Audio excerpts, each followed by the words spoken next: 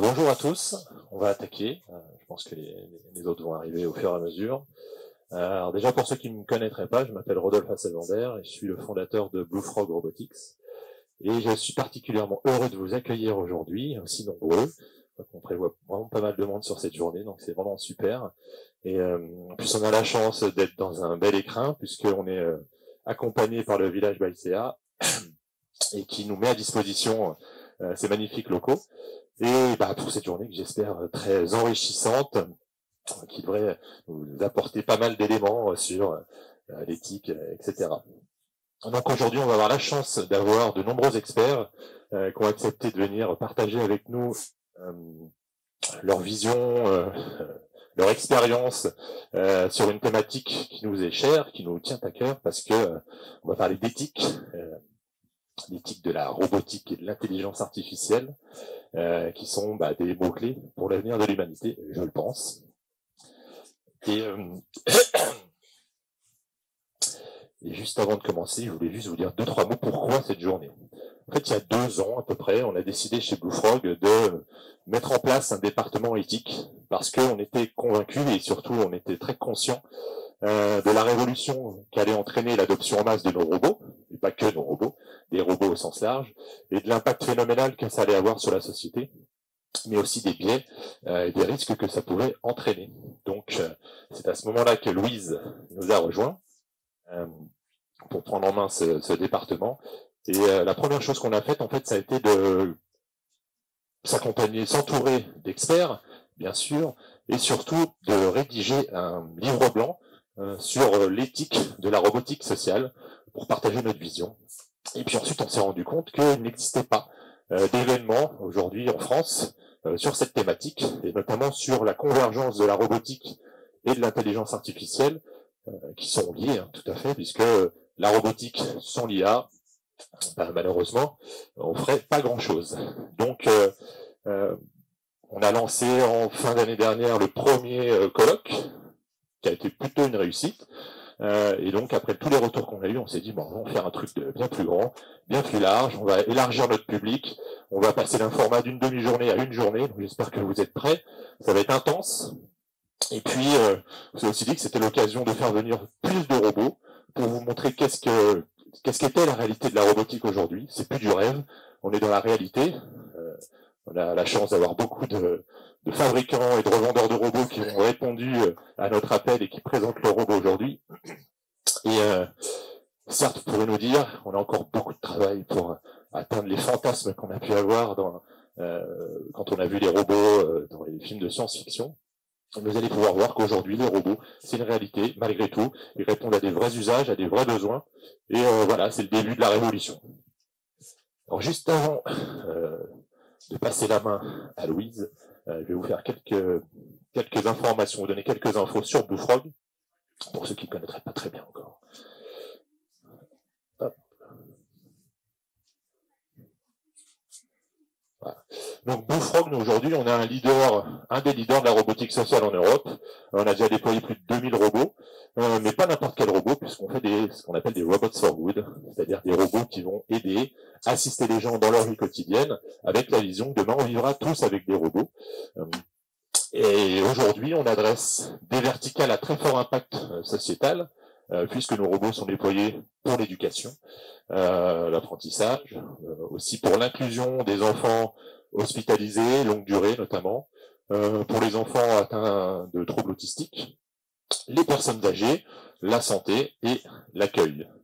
Et donc, pour adresser toutes ces verticales, on a développé un robot qui s'appelle Buddy, qui, sous ses airs mignons et très engageants, est en fait un concentré de technologie, puisqu'il embarque beaucoup d'IA, notamment. Donc, notamment l'IA émotionnelle, qui va permettre de gérer les émotions du robot et surtout de pouvoir le faire réagir un peu comme un petit personnage vivant. Vu que pour nous, c'est un peu la clé de l'adoption de masse des robots, créer du lien d'empathie, un lien social avec les gens, et ça va passer par le fait que le robot ait des comportements qui soient vraiment engageants et qui vont attirer les gens et donc créer ce lien. En plus de cette IA, on a les IA génératives. Alors là, je pense que vous êtes de plus en plus au courant de ce qui se passe depuis quelques mois, pas encore années peut-être si, autour notamment de ChatGPT et tous les autres qui arrivent. Donc voilà, nous on intègre dans Buddy ces IA génératives qu'on va adapter, customiser et encore mieux exploiter au travers des capacités d'interaction émotionnelle du robot, notamment rajouter de la mémoire, d'identification de personnes pour se rappeler à qui on parle et le remettre dans le contexte. Enfin, voilà, donc toute cette IA autour des interactions vocales, c'est vraiment un gros point dans Buddy. Et puis, un robot ne serait pas un robot s'il ne peut pas percevoir son environnement. Donc, nous, il y a une grosse activité aussi sur la computer vision. Donc, ça va être permettre au robot de comprendre son environnement, voir s'il y a du monde devant lui, qui c'est, et puis voilà, pouvoir, grâce à ça, réagir de façon la plus naturelle possible. Alors, je vous passe quand même un peu les détails pour être un peu ennuyeux, mais juste pour vous expliquer comment fonctionne Buddy. En fait, Buddy, il a ce qu'on appelle un mode compagnon, c'est-à-dire qu'il a un mode autonome, on va dire un peu comme un animal de compagnie, on va le caresser, il va réagir, on peut lui parler, il va avoir des petits comportements, et ce qui fait la base, voilà, de son utilisation au départ. Et ensuite, depuis ce mode compagnon, on va pouvoir lancer soit par la voix, soit par l'écran tactile, soit même parce que ça va se lancer automatiquement avec des alertes, etc., des applications. Et donc, tout notre enjeu, c'est de pouvoir rendre disponibles toutes les capacités de Buddy en IA à des applications. Et ces applications, aujourd'hui, une grosse partie sont faites par BlueFrog, mais l'idée, c'est que ce soit ouvert aux développeurs du monde entier, pour peu qu'ils sachent développer en Android. Et donc, aujourd'hui, on doit avoir pas loin d'une dizaine de développeurs. On intègre déjà dans Buddy des applications faites par des tiers développeurs. Et voilà, nous, l'idée, c'est que demain, ce soit 80-90% des applis plutôt qui soient faits par des développeurs externes et que voilà, les gens s'emparent du robot, vraiment à l'instar de nos smartphones, qui ont des centaines, des milliers d'applications. Donc, quelques exemples de use case, enfin de cas d'usage. Donc aujourd'hui, ce qu'on a le plus déployé comme robot, c'est dans le cadre de l'utilisation pour les enfants qui sont hospitalisés longue durée. Donc l'idée plutôt simple, c'est que l'enfant, depuis sa chambre d'hôpital, est équipé d'une tablette. Et grâce à cette tablette, il va pouvoir contrôler le robot qui va être à sa place, ou en tout cas dans la classe, tel un avatar. Et à travers les caméras, les micros, il va pouvoir vraiment être immergé dans cette classe et ne pas rompre le lien entre lui et la classe, entre lui et son professeur. Et donc, il peut lever la main en appuyant sur un petit bouton, il peut partager ce qu'il a pu faire sur son cahier. Et donc, vraiment, ça permet aux enfants d'être quasiment encore à l'école, alors qu'ils sont bloqués à l'hôpital. Et puis après, cette déclinaison permet aussi, notamment les instituteurs, enfin, les enseignants, de pouvoir même emmener le robot dans des musées, notamment le Louvre, où finalement l'enfant, depuis sa chambre d'hôpital, va, à travers Buddy, pouvoir faire sa visite avec ses copains. Donc c'est juste formidable. On permet de se sortir de l'hôpital malgré sa maladie. Et on a aussi, donc ça on le fait avec l'éducation nationale, on a remporté un appel d'offres. Et on a aussi des partenaires, donc des associations, qui vont déployer le robot non pas à l'école, mais dans la maison, pour garder le lien avec sa famille. Donc c'est vraiment le même cas d'usage, je dirais, mais avec la famille.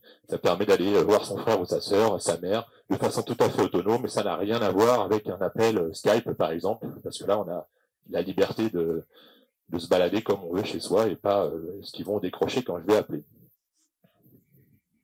Deuxième cas d'usage, ça va être autour de l'éducation. Donc, dès 3-4 ans, donc depuis la maternelle, les enfants vont être capables de pouvoir programmer le robot. Donc, je vous apprendrai rien en vous disant que plus on sensibilise les enfants tôt au monde de demain, à la programmation, à l'IA, etc., plus ils vont être aptes à évoluer dans ce monde nouveau pour nous, mais qui sera naturel pour eux. Donc, on a des applis très simples de programmation qui s'appellent Buddy Lab pour 4 ans. On a juste après, bien sûr, les outils type Scratch, que je pense beaucoup d'entre vous connaissent ici, et qui vont être aussi renforcés, améliorés par les capacités d'intelligence artificielle du robot. Et on n'oublie pas aussi les professeurs. Donc, on a une plateforme no-code qui est faite pour le coup par un partenaire qui s'appelle Intuitive Robot et qui va permettre à l'instituteur de pouvoir créer ses propres activités, ses scénarios interactifs et pouvoir, par exemple, faire travailler les enfants en petits groupes. On parle souvent d'éducation personnalisée. Là, c'est vraiment parfait. Ça permet en quelques minutes de créer une activité pour les enfants. Bien sûr, c'est interactif, c'est engageant. Il n'y a qu'à voir comment ils sont sur les robots. Ils n'ont qu'une envie, c'est de bosser. Et ensuite, ce qu'on a pu faire pour l'éducation, on s'est rendu compte que ça marchait aussi très bien pour les enfants autistes. Et donc, on a continué de travailler dans ce sens-là. Et on a eu la chance d'être accompagné par la BPI dans le cadre d'un challenge éducation où on nous finance une grosse partie des développements conjoints avec l'agglomération de Saint-Quentin en Yvelines. Et on a aussi un partenariat avec Viatris, qui est donc un des leaders mondiaux des médicaments génériques, et qui nous finance aussi les développements pour ces applications. Donc, je ne vais pas rentrer dans le détail de chacune, mais bon, l'idée, c'est vraiment plutôt à destination avec Viatris du domicile, donc permettre aux parents de reprendre leur rôle de parents et plus d'éducateurs, et que le robot qui a une patience infinie, lui, puisse faire travailler des enfants sur les rituels, je sais pas, voilà comment on va se laver les dents, faire des histoires interactives qui vont les mettre dans des situations où ils vont pouvoir réagir, améliorer leur capacité d'interaction et de communication. Et puis voilà, on a des jeux qui leur permettent aussi de stimuler la motricité fine.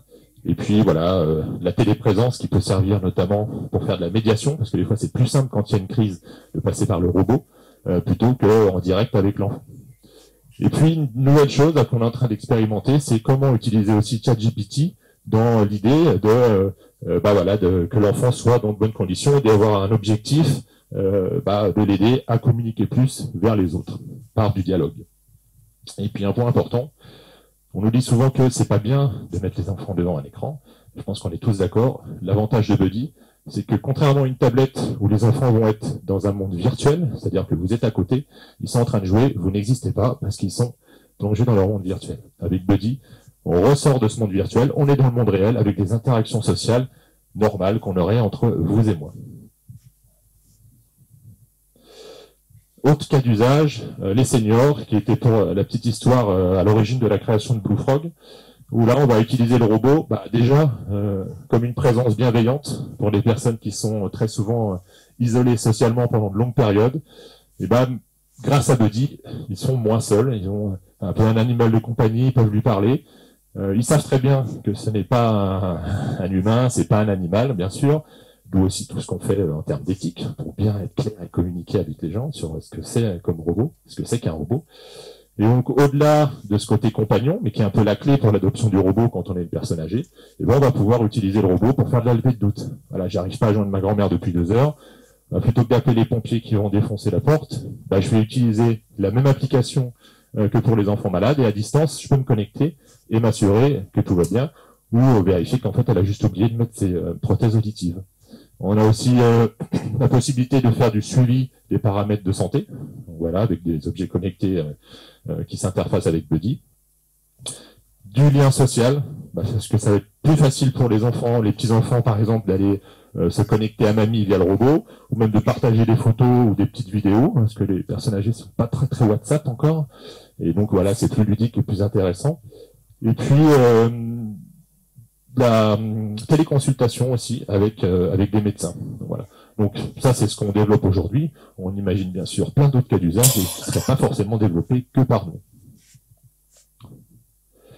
Et dernier point, enfin en tout cas dernier vertical qu'on va adresser, donc qui a un petit peu moins impact, et encore, donc ça va être autour de l'accueil, et donc aller donner de l'information à des visiteurs, pouvoir accueillir des gens qui arrivent dans un bureau, notifier la personne qui doit être rencontrée, avec qui elle a en tout cas rendez-vous, passer de la publicité sur un produit, enfin tous les besoins, tous les moments où on a besoin de donner de l'info, d'interagir avec des gens. Vous allez me dire, il y a déjà des robots qui existent pour ça, ou voire même il y a des écrans interactifs. Là, l'idée avec Buddy, c'est que c'est encore une fois beaucoup plus engageant. Il est mignon, les gens viennent le voir parce qu'ils veulent interagir avec lui. Je vais bientôt avoir fini, je pense que ça va, je suis pas trop en retard. Voilà, la reine du temps qui est à côté là. Donc juste pour vous montrer un peu la trajectoire de Blue Frog, on a commencé à commercialiser nos robots il y a à peu près 2 ans. Donc comme je le disais, on a déployé un peu plus de 2000 maintenant, 2200, quelque chose comme ça. Donc principalement sur les cas d'inclusion d'enfants malades et d'éducation. En parallèle, on a fait pas mal d'expérimentations donc sur l'autisme notamment. On vend aussi, on commence à vendre pas mal sur les cas d'usage d'accueil. Et donc notre objectif, c'est de déployer plus de 100 000 robots dans les 5 ans qui viennent, notamment en déployant les cas d'usage Silver Echo, donc assistance à la personne à domicile et en EHPAD, bien entendu. Et l'autisme, on devrait lancer une offre avec Viatrice l'année prochaine, où voilà, eux prévoient des dizaines de milliers de robots. Donc, on croise les doigts. Et voilà, je termine, je vais pouvoir passer la main à Louise. En tout cas, je vous remercie encore d'être là, d'avoir répondu présent. Et j'espère que vous allez passer une très bonne journée, très enrichissante.